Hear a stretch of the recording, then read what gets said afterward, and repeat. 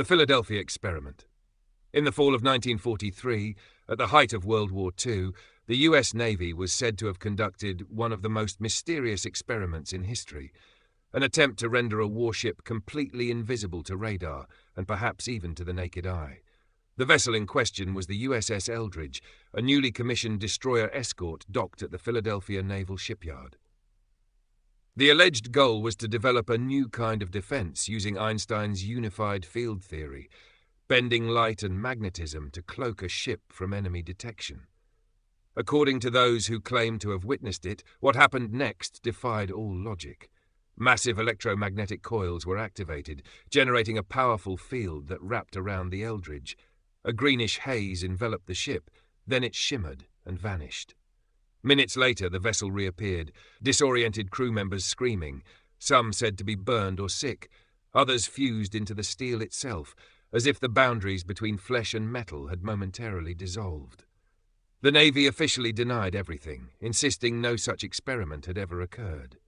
But stories persisted. Decades later, a man named Carl Allen, who called himself Carlos Allende, wrote letters describing what he claimed to have seen from a nearby merchant ship.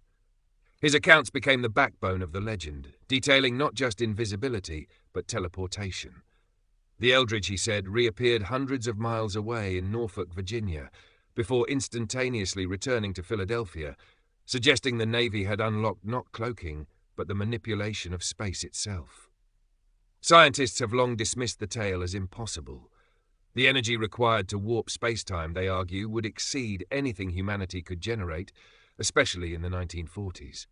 Others point out inconsistencies, ship logs that don't match, crew members who remember nothing unusual, and a lack of physical evidence. Yet the myth refuses to die.